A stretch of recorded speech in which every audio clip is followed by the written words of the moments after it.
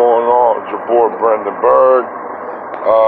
Just getting with you guys on today on a Friday. Like I said, just right now, I just want to just open up a fun fact of history. I really want to talk about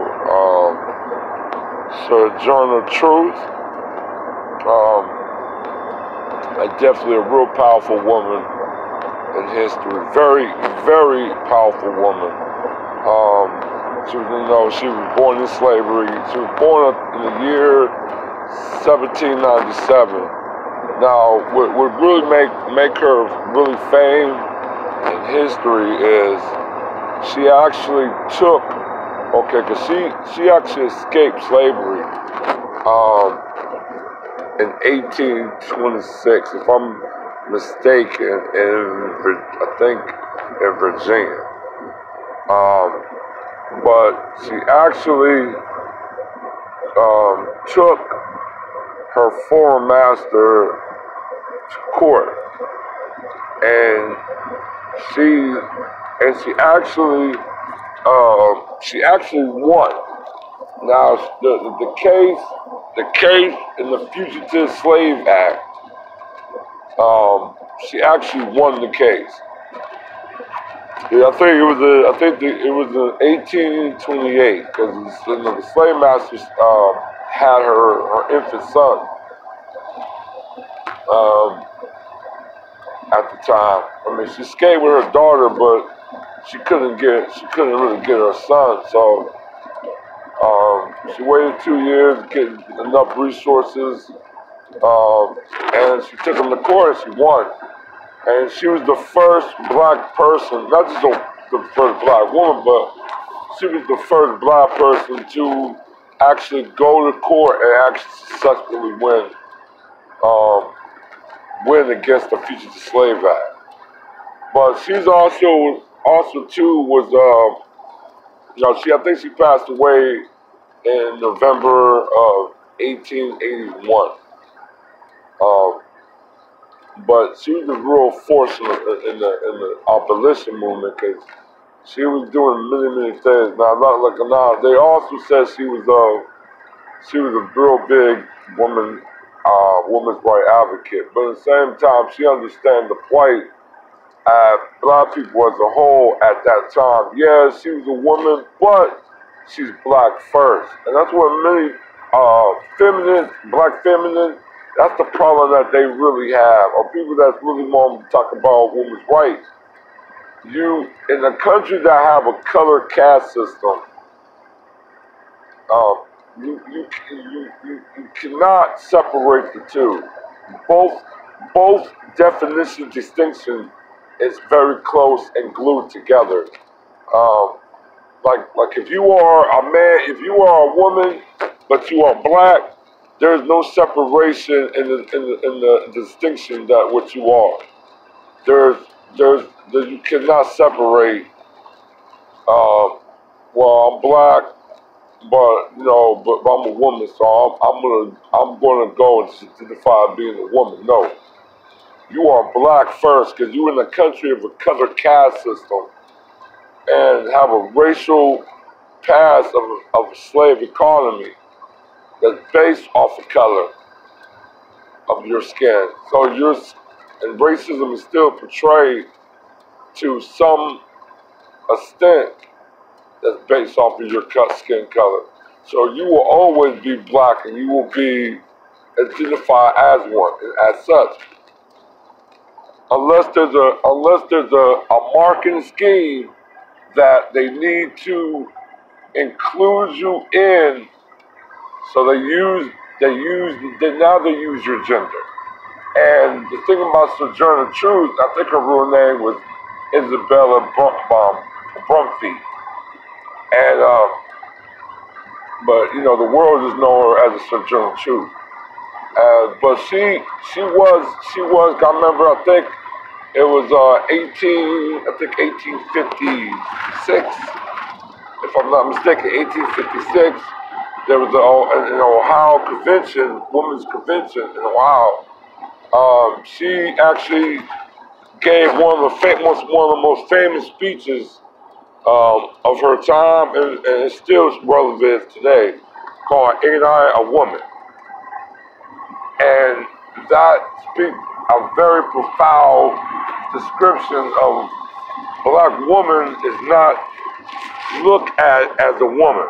If, they're known that, as being a slave, she said, slave master look at her as not even a woman really to be respected, but as a property and as a toy. And let's be honest, you possess something, and it's another, it's especially, it's a female, you possess it, and if you're a man, you are going to have a very fetish type of action to it.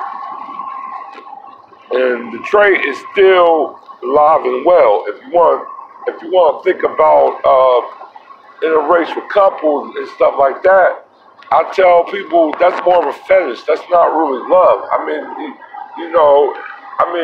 To some black people that might feel it's a love, but it's not really love. It's more of a fetish. Like I said, there's two ways they look at it. They look at you as a fetish, or they look at you as a position, a dominant position. And there's really no equality in the interracial relationship. Even if you think of that way, or it might appear that way, it's really not that way. It's just the psychology of it. But she spoke those words. She made that speech.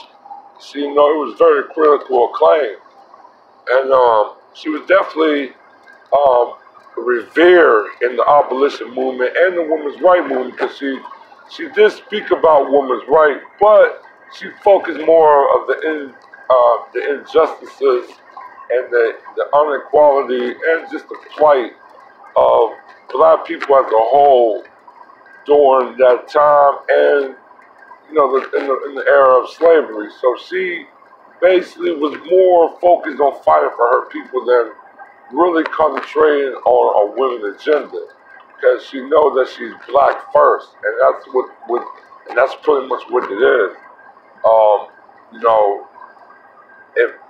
If this is what she felt, if white women felt a camaraderie with her, they would be fighting to end slavery of her people, just like what she's doing for her people.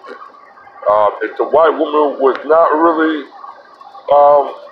fighting to end slavery, then what's the point? And I'm not, like I said, I'm not really trying to badmouth white women right now, but in a lot of shine of history, white women really didn't do much in the fight against racism. Yeah, they might speak it.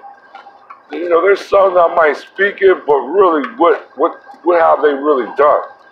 And yeah, I know a lot of people say, oh, there's a lot of white women that did with the part of the abolition movement, but there's some that probably, they did a little part. They probably did, but they didn't do it by themselves.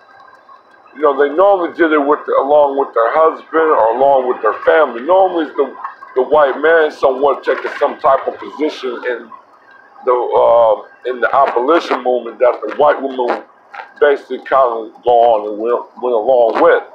It wasn't like a white woman actually was part of the abolition movement and moving as a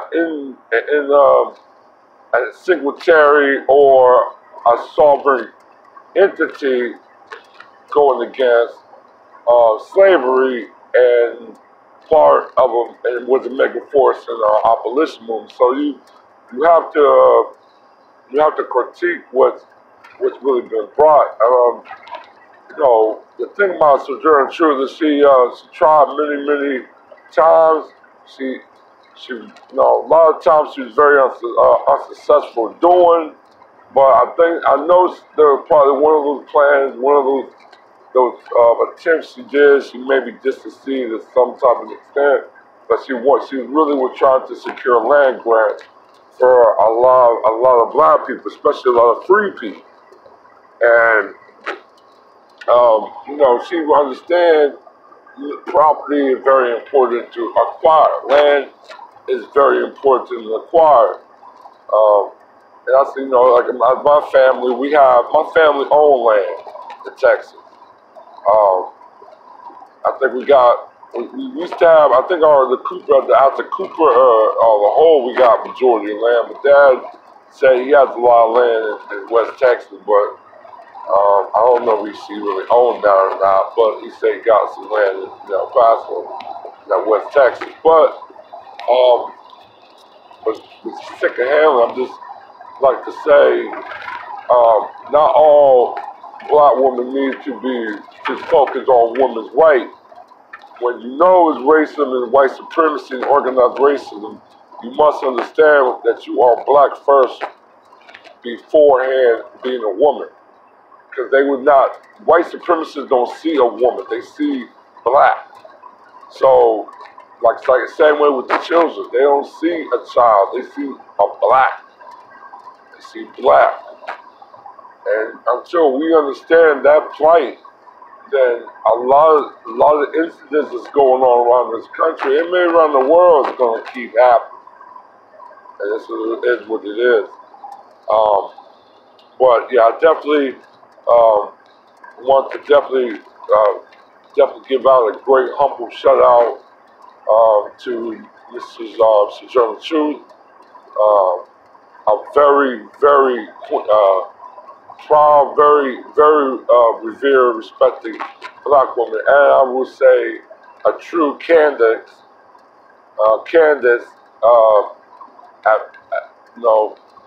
at the Most High. And I definitely want to touch in soul food. The reason why I want to touch in also in soul food is because I know a lot of black people have a misconception. A lot of other groups of people, not everybody have a misconception of soul food. And I tell them soul food is very popular in American cuisine, in American diet, and as well as American culture.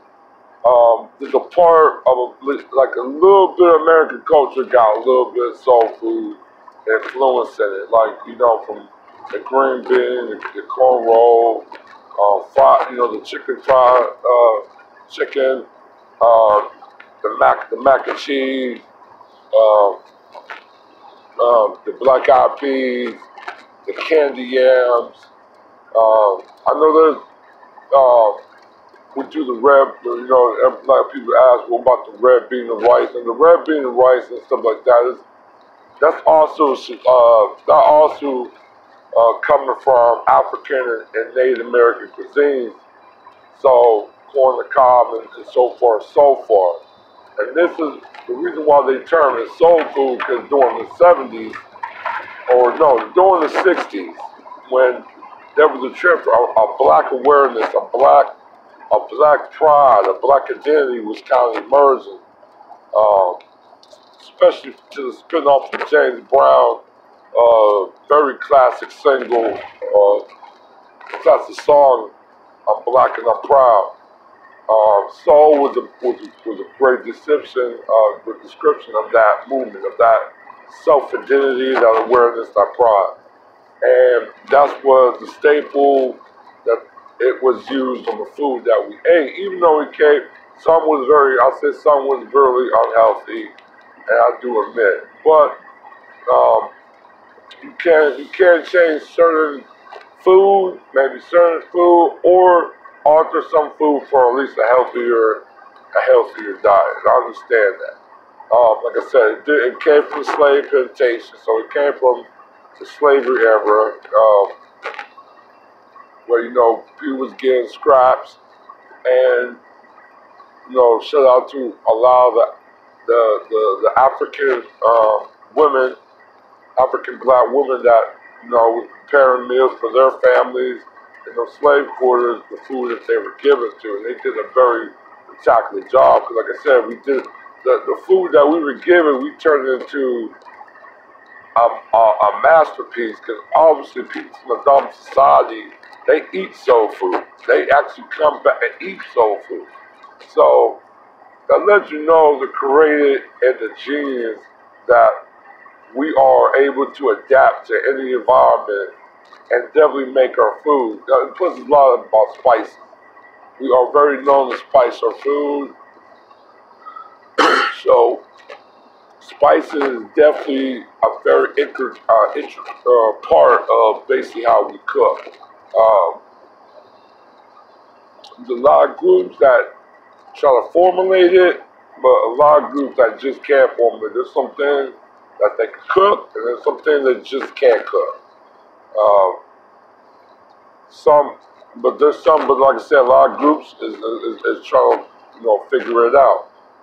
The reason why I said a lot of soul food comes from Native American cuisines, because during the 1800s, when you have a lot of slaves that were preparing some of these cuisines, some of these slaves did befriend some tribes in the South, definitely in the Southeast region.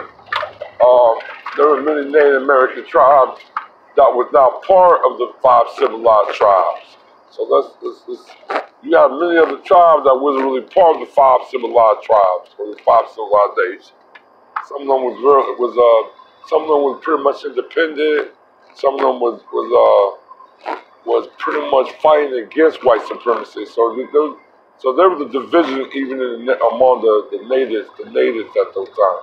And they actually shared food. They shared dialogue and they shared food. That's why I like corn on the cob. That's actually originated from Native American.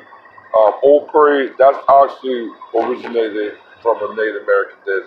So we definitely have many Native American influence in soul food, and I just want to really bring that out a little bit to the forefront, and just to let people know, our food, is not just for scraps or whatever a lot of people might portray, but it's very genuinely as an art form and a masterpiece, and almost to a certain degree, engineering